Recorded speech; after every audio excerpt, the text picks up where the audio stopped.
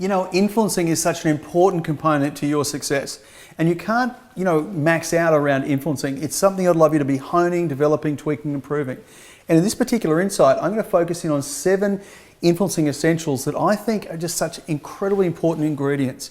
Now, influencing, the basis of influencing is helping people make better decisions, is moving people in the direction of a decision. You'll hear that multiple times because it's such an important point. So therefore, everything we do from an influencing point of view is about some kind of outcome, some kind of decision. So these are 7 essentials to have in the mix to make it easier for people to make the right decision about appointing you as their agent, appointing you as their property manager, buying the property, accepting an offer, and so on. All of these apply on the phone, face-to-face, even in your communications in terms of written communications and via email. So let's look at the first one, and that is belief transfer. The number one thing that you do when you're face-to-face with a client, when you're talking about a property, when you're talking about appointing me as your agent, it's actually a transfer of belief. And that is, firstly, your level of belief, I am the right agent for you. And then secondly, transferring that belief to the client. So belief transfer is huge. Why do I recommend you role play and practice your skills? I recommend you do that because you can internalize that belief transfer, so much so. We've all heard a good joke told badly. And even though you might have believed in the joke, believed it was a great idea, if you don't transfer that belief, the people aren't going to buy, they're not going to laugh, they're not going to get on board with that particular process. So, belief transfer number 1. The second one is positive rapport. Almost you can have the best offer, the best suggestion, the best strategy, but if you and I aren't in positive rapport, and that literally is about reducing the differences and increasing the similarities between you and the other person, it literally is going to be heard through a filter of I doubt, or I'm not sure, or I'm not even sure if I like you. So there's a very simple concept, and it's an internal check that people have. I know you, I like you, and I trust you.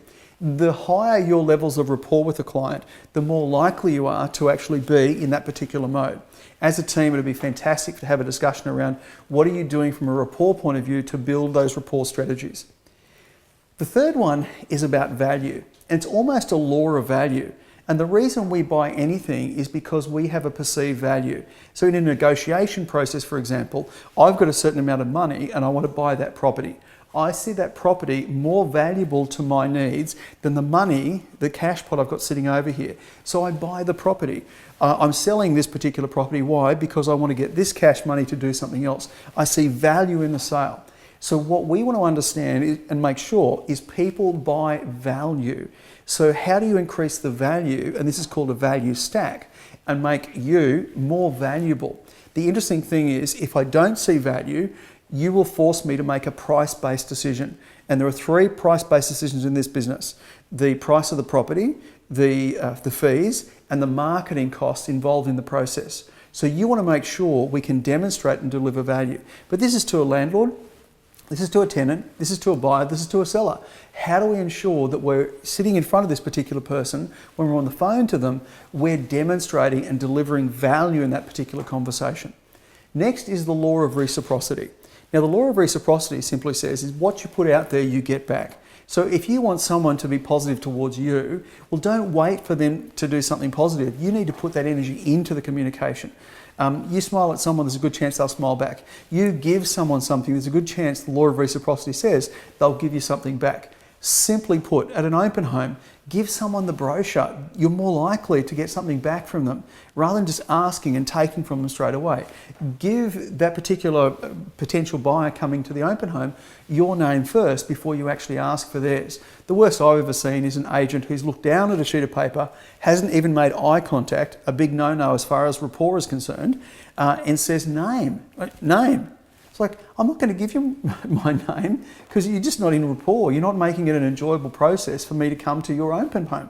And by the way, if I was thinking of selling and I'm visiting your open home, there's no way I'd want that agent to sell my property. So the law of reciprocity, what you put out there is what you get back. So the more positivity, the more energy you put out, the more you actually get back. So number 5 is the law of frequency. And that is quite simply is frequency builds trust. So the greater frequency we have in a communication, the greater level of trust. Now, importantly, come back to the law of value, you've got to make sure there's value in those communications, because if there's no value, frequency is just going to be painful and pesty.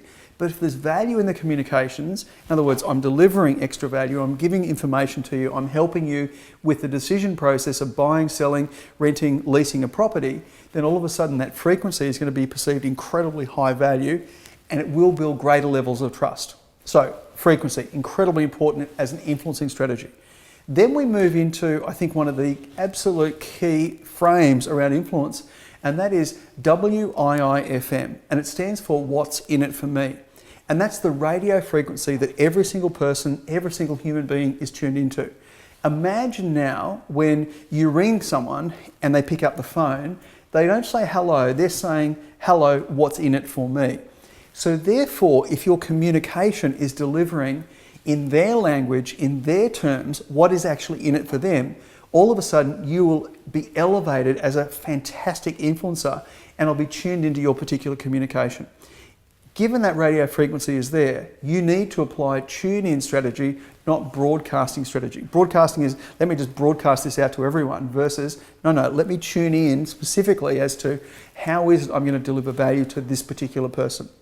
And the final one here are the 3 sales. And that is, I need to be sold on you, I need to be sold on your agency, and I need to be sold on your recommendation, your strategy, your approach, your plan to help me achieve the best result possible, to buy, sell, lease, rent a property.